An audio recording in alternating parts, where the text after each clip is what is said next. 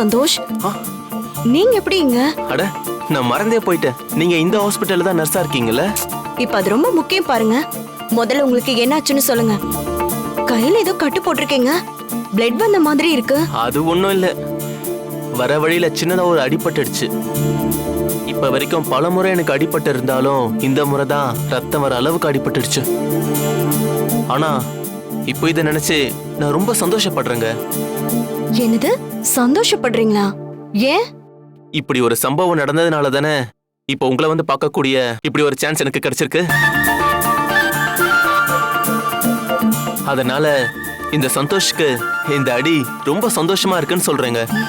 சரி சிஸ்டர், இவர் எனக்கு தெரிஞ்சவர் தான், நானே பாத்துக்கிறேன். Okay sister.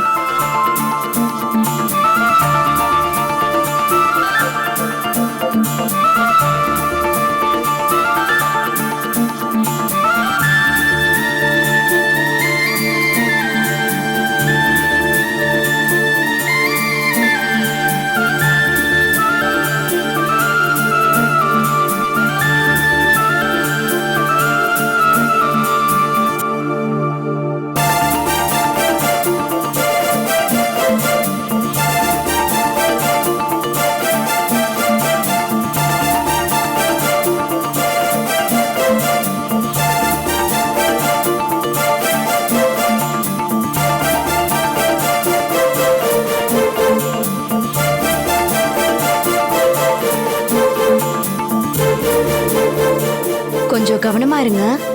இன்னும் 1 வீக்குக்கு கையில தண்ணி படாம பாத்துக்கோங்க. ரொம்ப அலட்சியமா இருக்காதீங்க. ம், 3 டேஸ் கழிச்சு இங்க வாங்க. நானே மறுபடியும் உங்க கைக்கு மருந்து போட்டு விடுறேன். நீங்க மட்டும் மருந்து போட்டு விடுறீங்கன்னா தினமும் ஒரு காயத்தோட இந்த ஹாஸ்பிட்டல் வர நான் ரெடியா இருக்கேன்.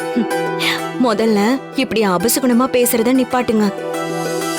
எனக்கே உங்களுக்கு அடிபட்டதை நினைச்சு ரொம்ப கஷ்டமா இருக்கு. உங்களுக்காக இல்லாட்டியும் அட்லீஸ்ட் எனக்காகவாது கைய பத்திரமா பாத்துக்கோங்க. என்னங்க திடீர்னு இப்படி கையை விட்டுட்டீங்க? ம்?